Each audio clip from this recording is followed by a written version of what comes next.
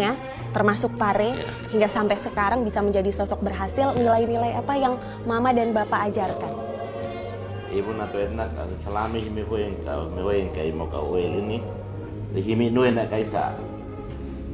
Ya, ai nuôi na sinuhin mi pun mi sekolah tampui tamiu plele, hiton le sen laku, en haislen tiat at iu peta sa utam luit mi sekolah. Apa Dan itu? ini mengajarkan tentang bagaimana kita memotivasi anak untuk bisa bekerja. Tapi untuk bekerja harus sekolah, harus sekolah. Dan kemudian menanamkan soal makan dari kebun sendiri, makan dari keringat sendiri, makan dari usaha sendiri. Tidak boleh mengambil yang bukan milik kita. Itu yang ditanamkan orang tua. Boleh tanya lagi nggak Pak? Pernah nggak Bapak dan Mama bermimpi gitu, punya anak jadi bupati? Itu pernah terbersit nggak dalam angan mereka? Lagi pernah minyak kami yang kait wakat hembek bupati kayaknya. Tidak pernah. Mi sekolah ma iya, toben lu mi naitini bupati.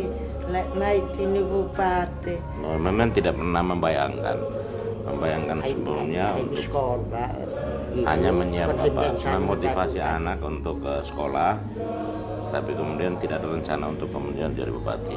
Mama bilang bahwa setelah ini kan rakyat memberi kepercayaan kepada saya hingga dipilih jadi bupati. Baik, berarti tidak pernah ada rencana, yang penting anak sekolah aja. Mau menjadi apa? Tidak pernah ada rencana, apalagi jadi bupati tidak pernah ada di mimpi Bapak dan Mama. Tidak ada dalam mimpi Bapak Mama, dan di dalam diri saya juga tidak ada mimpi. Nah, saya mau tanya, Pare itu apa cita-citanya waktu kecil, Pare? Cita-cita saya ini kan sebenarnya kan mau beternak. Oh ya, berternak.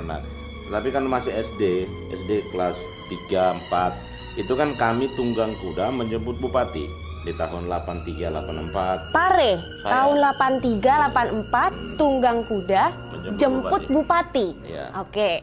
Menjemput bupati, jadi pada saat kunjungan bupati ke desa kita oleh ketua dan orang tua minta saya untuk menunggang kuda, beberapa anak itu kita iring menjemput bupati ke kampung. Yang membuat saya kemudian bertanya-tanya, masih kecil itu, dan ngomong sama teman-teman itu adalah pada saat setelah bupati masuk ke kantor desa, mobil kan diparkir. Ya. Semua orang kan tidak boleh dekat ke mobil. Tidak boleh. Boleh dekat. Kita mau dekat, mau pegang aja kan, kita masih kecil di kampung, menganggap mobil ini kan suatu benda yang luar biasa kan. Betul.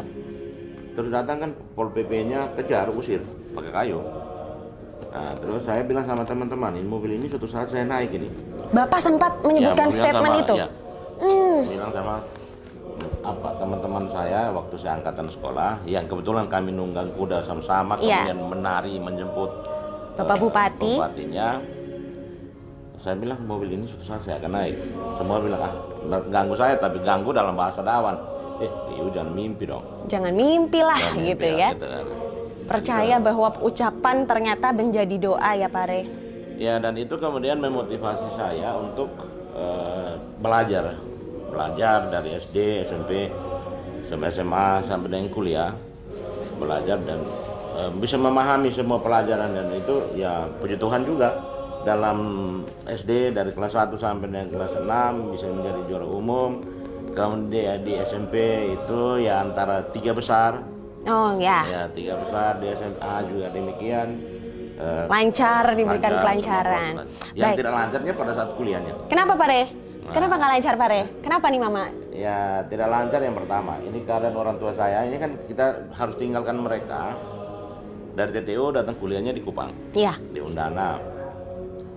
Saya hanya diberikan uang pada saat awal registrasi dan beri 1 kali untuk selama 1 semester. Oke. Makanan tetap diberikan terus ya, beras dikirim. Tapi kalau uang itu, jadi kan kita pasti kesulitan biaya untuk itu. Oleh karena ini saya harus kerja juga sambil kuliah. Oh baik, bekerja sambil kuliah. Pertanyaan berikutnya untuk Mama dan Bapak lagi. Dulu waktu kecil, sewaktu Pare kecil dan adik-adik Pare kecil gitu, ada nggak sih nilai-nilai budaya yang dibawa untuk mendidik anak-anaknya?